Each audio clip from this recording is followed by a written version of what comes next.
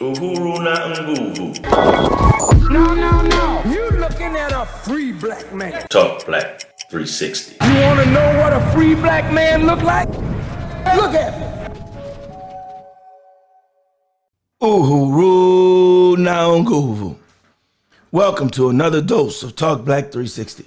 I am your host, Tino Blaine King, the Kool-Aid and Kush, the pioneer of black pragmatism. I definitely apologize for today's podcast. I am losing my voice. However, this information I think is far too important to not get out. In the event that we do need to cover more on this issue or we can't get all of the points out, I'll definitely revisit this topic. Having said that, let me get a little bit of water here. All right. Having said that, today's topic is start building black embassies.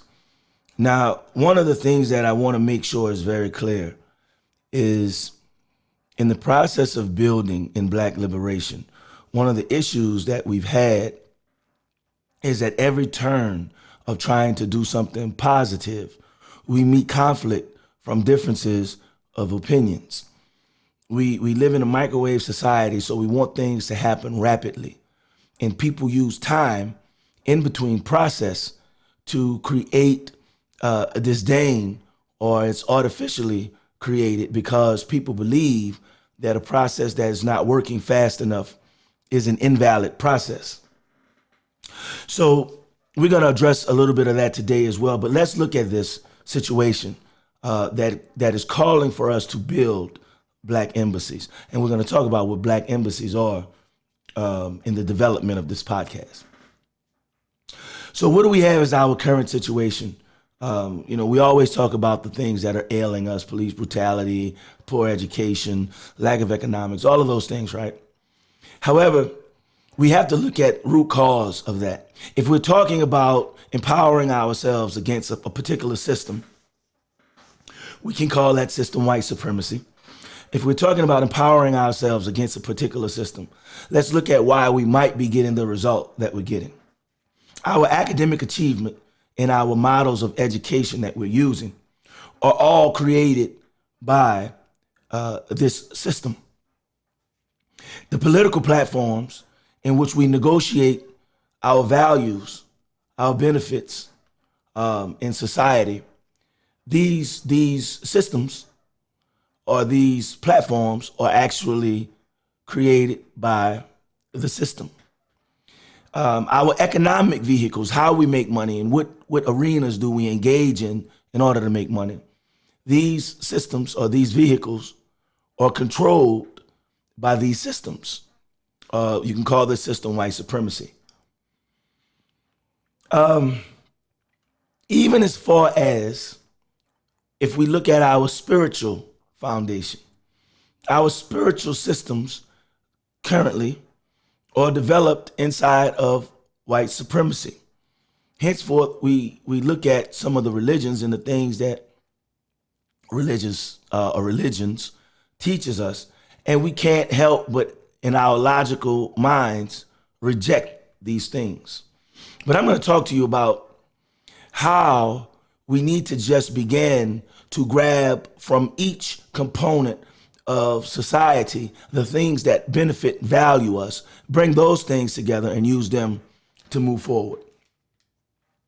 So having said that, the first thing that I want to touch on with you is in building these black embassies, what is going to be our process. So you've heard me mention this before, and I'll mention it again later in the podcast. We have to have a black liberation process, or a means in which we hope to attain the empowerment that we're looking for. So our black liberation process is as follows.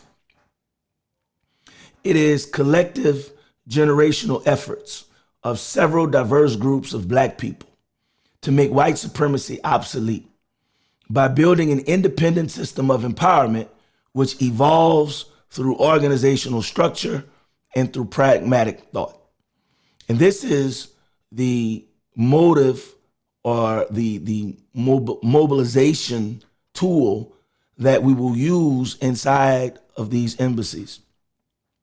And more particularly, this is the underlying processes that we need to keep in mind, so that as we begin to reconstruct systems that benefit us and wean off of the systems of white supremacy, then we'll have some basis in which to do so. So the first thing I want to play for you is a clip. And I'm playing this clip because it speaks to some of the ideology that we have to adopt. And oddly enough, this ideology comes out of American political platforms. So the Congressional Black Caucus had a motto when it was founded, I believe back in the 70s, by a brother by the name of Bill Clay. And there was also, I think, 13 other or 12 additional members at the time who were founding members. They had a motto that said black people should have no permanent enemies. They should have no permanent friends, just permanent interest. And I might have inverted the two. However, you get the gist of it.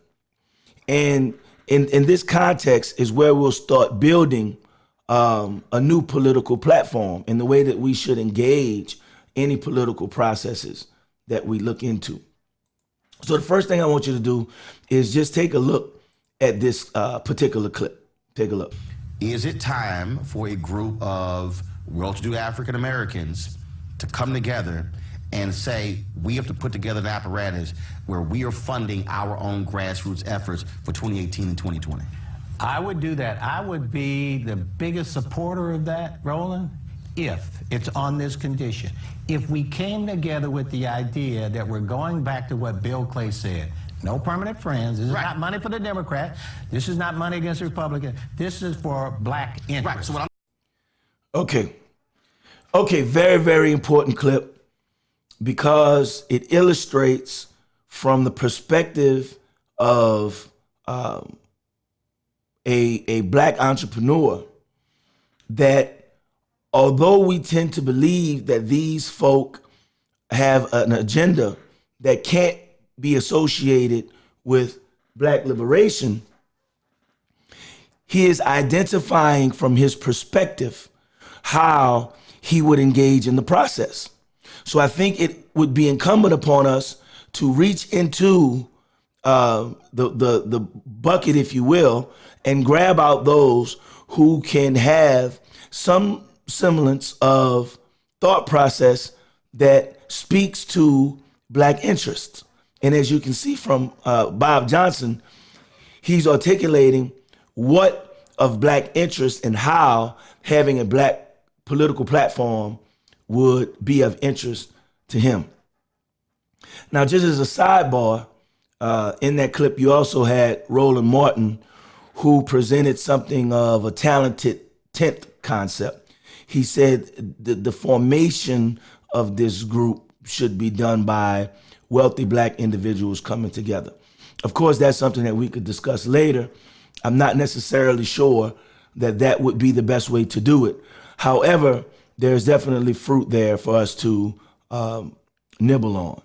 So let's take a look at the second part of this conversation and go from there. All right, here we go. Well, they told us we can't afford to spend money with you. We got to go into these divided kind of districts and win those congressional districts where we may lose. That's what they would do. And they'd say, Bob, we got your voters. 90% of your voters are going to vote for us anyway, so we don't need to advertise. That's taking us for granted. That's being paternalistic towards black America. So my idea is this. Any group of black folks that come together should fly under the banner of no permanent friends, no permanent enemies, just permanent interests. And that means we don't raise money for the Democrat or with the Democrat. We aren't called together by a Democrat operative saying, let's do this.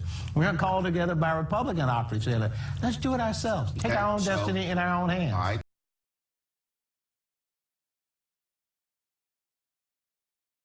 Very, very valid clip. I think what we're looking at there is the formation of a black liberation or a black independent mindset. And definitely something that we would need to cultivate inside of an embassy of some sort, or, inside of a collective group that we are the founders of. Now, we're talking about specifically politics in these clips. So as usual, we do have to have nuanced understandings when we're dealing with the American political system. And to provide some balance and also some nuance, we can take a look at one of the earlier pioneers in the Black Power movement, Brother Stokely Carmichael, who later changed his name to Kwame Ture. But look at this clip as he explains why we can't fully invest into American political system. Comrade Stanley says that now we have all these mayors. In 1965, the Africans rebelled in Watts. Yorty was mayor, a white man. You can call him a racist. In 1992, they rebel. Bradley is mayor. He's an African. What is the objective difference here? The only difference is that American capitalism, in order to try and deceive the people, tries to give us visibility without any power at all. Right. As you yourself point out, Comrade Stanley, Africans in this country have more elected officials than any other ethnic group in the country. We have no power at all.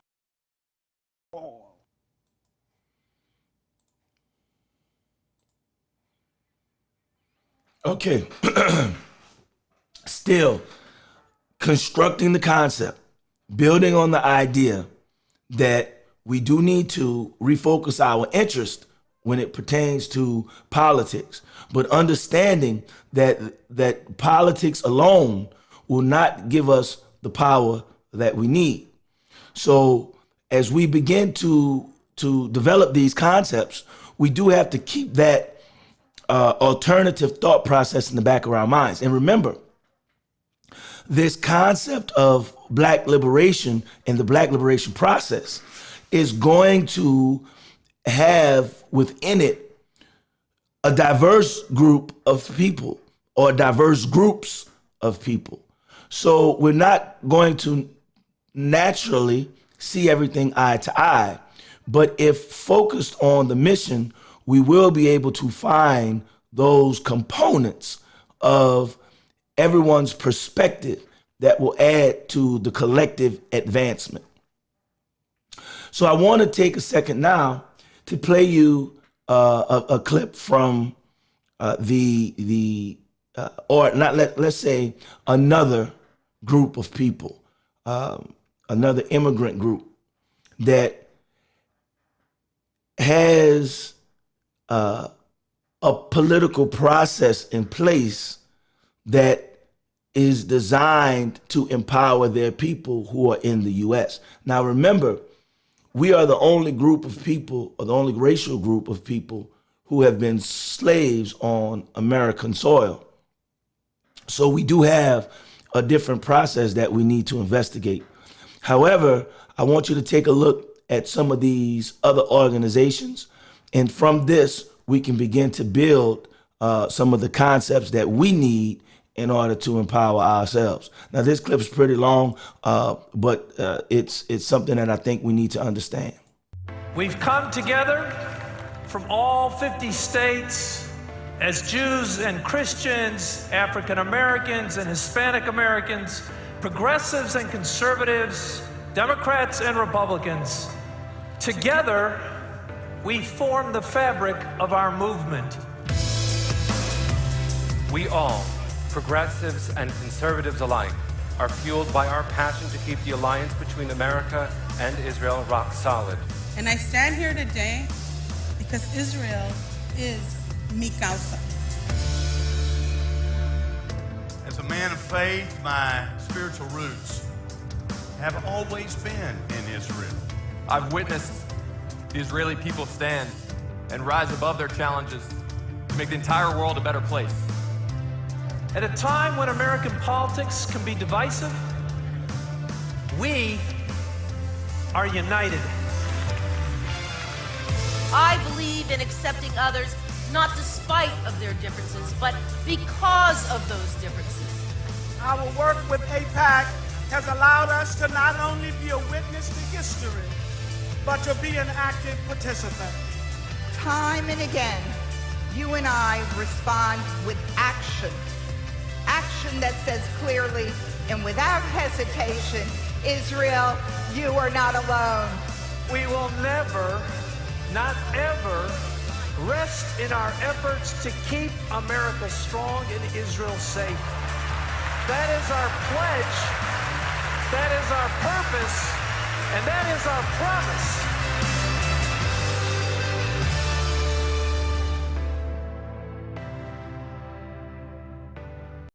Interesting, right?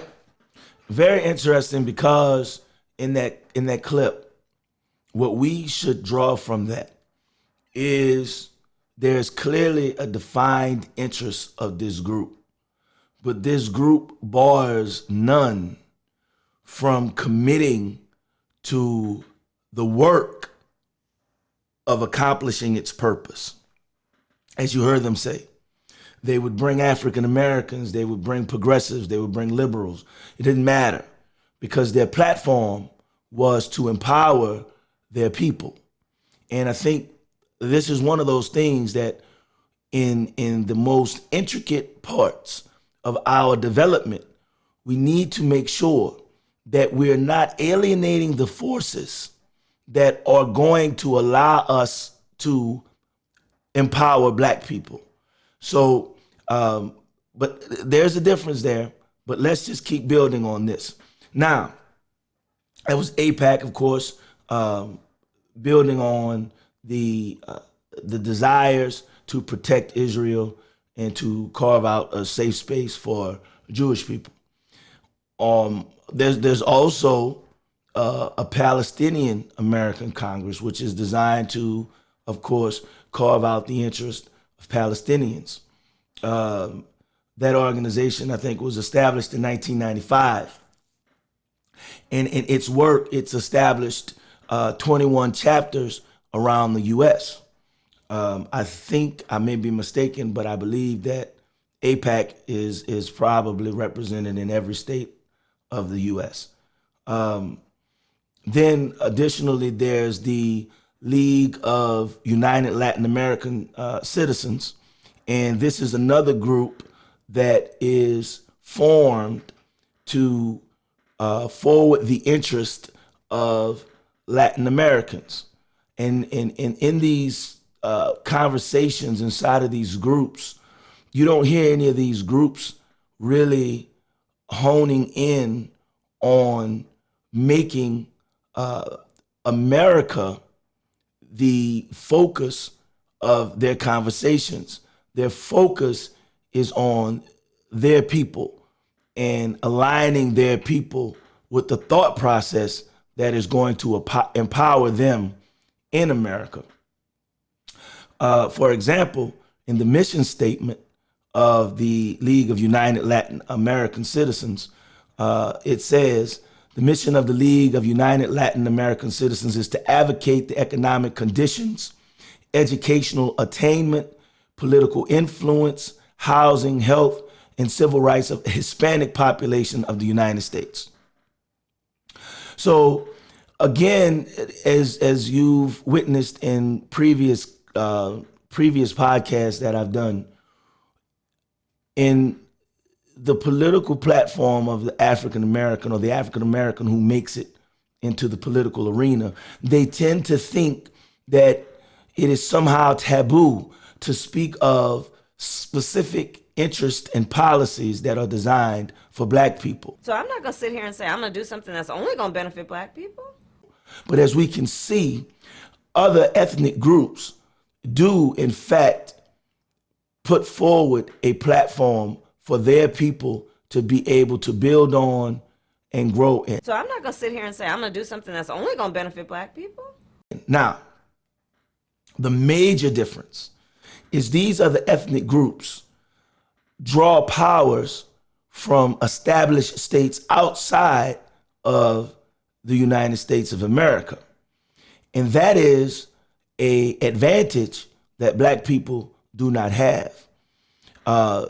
America fought long and hard to separate us from our African roots. Therefore, we don't have that foundation to be able to move forward and get the support from an outside entity. But rather, what we've done as Americans or as Africans in America is we've used our interests to divide us amongst Americans. And as you saw in the clip earlier with Bob Johnson, what he spoke about was how by us marrying ourselves to American interests, we dilute our effectiveness as a people in the political system. So we do that in politics, and then again, we do that in religion. We tend to allow the religious aspects of our people, whichever those religious aspects may be, is whether it's Islam, Christianity, whatever, we tend to allow those foundational components of personhood, we allow them to divide us in the collective group of black people. And I think that's a mistake that we make. Myself personally, it doesn't really matter what my religious beliefs or spiritual beliefs are. If I come to the table to advance black liberation, I think, as you would see with other ethnic groups, we have to be able to set those differences aside. And often in the movement, we tend to be very critical of Christians because of the concept of Christianity that we tend to be familiar with, this concept of a figure, if you will. I was hesitant to say Jesus, but this Jesus figure that happens to be white looks like the oppressive system that we are subjected to. And that becomes a point of contention for black people. However, there's some theoretical conversations that we need to have to understand how we need to remove the colorism out of the religion so that our people who are still in need of that fortification can use it in order to empower them and bring them to the table in order to have the conversations that we need to have to forward the black agenda. There's a Princeton professor by the name of Eddie Glaude Jr., and he has an interesting perspective on what I'm talking about. So as we would throw religion out, let's take a listen at the things that he says that would at least give us some sense of value for people who are engaged in maybe the religion of Christianity or even Islam. In African-American religious institutions, particularly African-American churches. And in some ways, black churches were the cornerstone, right, of black life in the country, having everything to do with the pervasiveness of the impact of slavery. Christian churches were the primary sites that African Americans created for themselves to imagine themselves differently, to be able to imagine a sense of self apart from the relation of domination that was slavery. Now, but it's really important to understand that African American religious life isn't reducible to African American Christianity. Okay, very, very interesting clip. Before I comment on that clip, there's another component of that, as you can see what he's talking about, how religion was actually used or can be used in modern times. But let's look at this next clip. There's something about the distinctiveness of the religious formation in relation with, right, the realities of white supremacy in this country, that these religious vocabularies offer a way to account for the world and to imagine oneself differently. So African American religion, we could talk about African American Islam, we could talk about African American Christianity, we could talk about Black Judaism, right? We could talk about these various and very distinctive forms that are New World, that are very, very much reflections of the New World, right? As being in part and parcel ways, tools, resources for African Americans to imagine freedom. All right, here we go. So that was Princeton professor Eddie Glaw Jr. The next thing that I want to do now is there's 4 clips. And I want to run through these 4 clips because these 4 clips begin to establish some development of the education process that we need to implement inside of these Black embassies. More importantly, how we and why we need to educate more so than what actually we need to do in the process of education. But let's take a look at Dr. Amos Wilson as he explains this process. Every culture engages in education, no matter how so-called primitive or how so-called advanced. When a young child is taught, let us say, to fish or hunt or to carry out the rituals of the group or to cook or to sew or to do any of the tasks of a society, it is being educated to maintain that society, to sustain that society and advance its interest. Okay, that's definitely something fundamental. Let's go ahead and go to the next clip, and then we'll go ahead and break it down. When we as African people in America then look at our situation today, we must ask ourselves, first and foremost, how we are being educated to sustain our very biological survival? And are we being educated to liberate ourselves from the conditions in which we find ourselves? This is the function of an African-centered education, to secure the liberation of African people. So it's necessary that in our education process, we have to have, as Dr. Amos illustrated, a African-centered education. This is absolutely a way that we can operate inside of our Black embassies. Let's continue. You begin an educational curriculum and you begin educational curriculum planning by first asking what are the problems our people must resolve. For we must be educated not to solve the problems of other people first, but to solve our own problems. Absolutely, absolutely. We must be educated to solve our own problems. If we're picking up an education for the purposes of attaining a job which supports a system that is solving their problems, it does not give enough power, or it doesn't give enough credence to the needs of our people. So we have to pay attention as we develop the curriculums and then as we determine how we're going to educate our generation, current generation, and generations to come. Any education that operates on the presumption of servitude is an education that cannot function in the interest of our people. To appropriately talk about education, then, we must ask the question, education for what?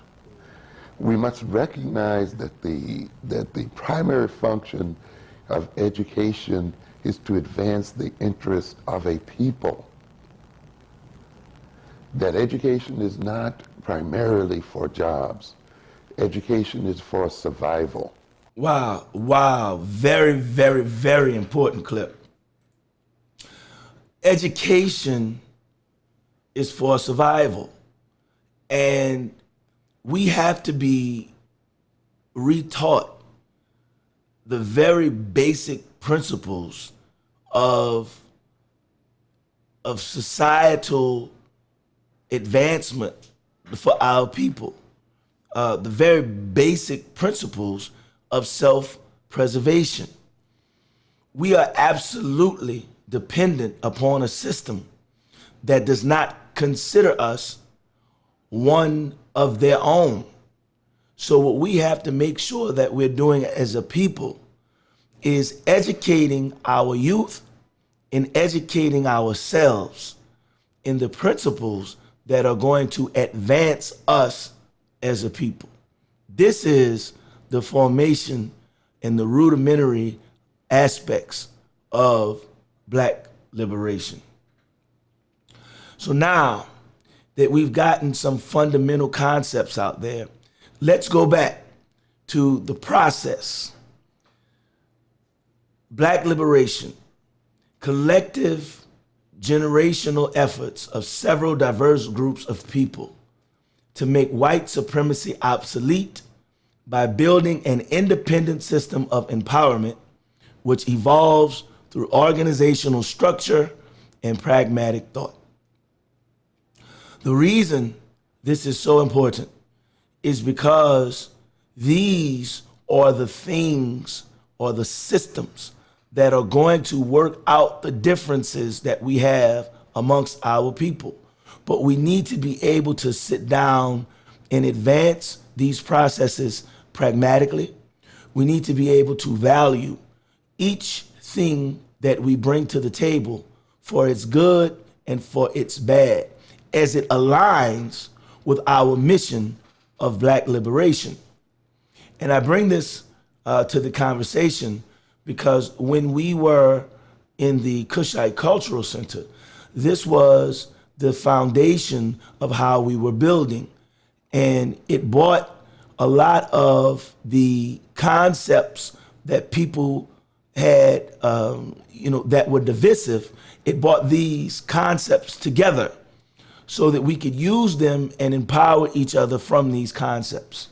So we do have a model in the Cushite Cultural Center that shows us a process or a practical process of this Black liberation process that we're talking about. So there's a model, a working model out there that we can draw from. Okay, so now we've got this concept of putting together a embassy of sorts. And in first glance, this all sounds theoretically feasible. But what are we going to have to, what we are going to have to contend with is the condition that our people are currently in. So we are going to have to use some of the models that are currently working. For instance, the church, with all of its problems, has still been able to bring Black people together for various different reasons. And I think what we learned from that is what processes that they're using that are effective. And we should take those processes and use them inside of our embassy in order to make sure that the embassy is effective. So I'll list a couple things. The church now provides entertainment. The music is a form of entertainment that is used as an attraction to the church. We're seeing that currently with Kanye West, where the basic focus of his movement is the entertainment side of it. We also know that the church has an economic component outside of just tithes and offerings. We're seeing more churches that are offering economic assistance to their congregations, as well as education of economics inside of the congregation. Always, the third thing, fellowship, is always advantageous, because when you are in the presence of like-minded people, you find a very a comforting environment that you're willing to go back to and give a chance to advancement. And lastly, the church does a lot as it is pertaining to community outreach. And I think that is where the church does a lot of its advertising in the community, if you will. They're very present at a lot of things that go on in the community.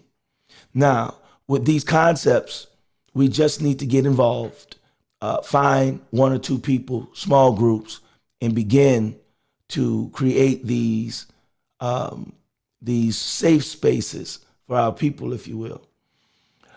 There's a lot of things that we can use to legitimize these safe spaces.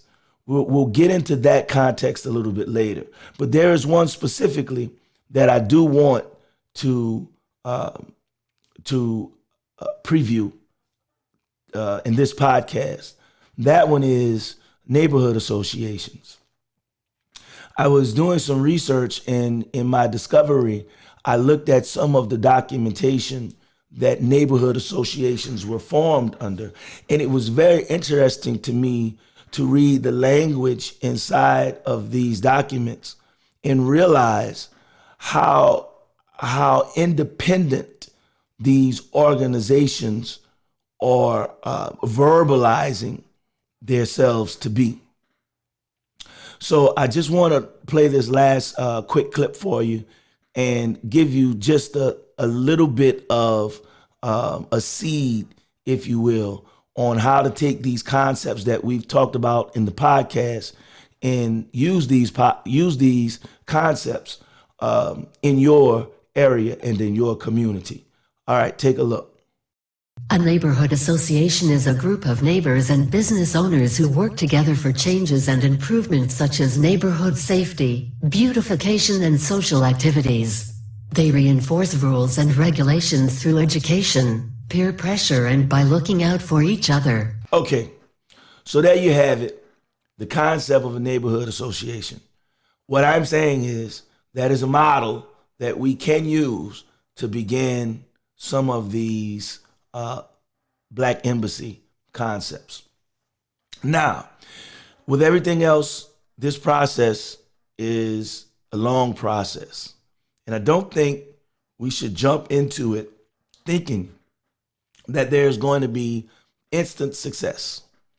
But in the landscape that we're currently faced with, if we don't begin a process, if we don't begin to create an infrastructure that will last generationally for our people, we will be absorbed or deleted into a system that does not have our best interest at heart. That concludes today's podcast. I hope you got some good information out of that. I can't wait until I'm able to get some feedback. If you do have a specific question that you want to ask, please leave a comment below. I'll be more than happy to address it as soon as possible. We'll have other ways for you to get in touch with the podcast and myself in the upcoming future. Until then, stay strong and stay Black. Ashe. This has been another dose of Talk Black 360. No.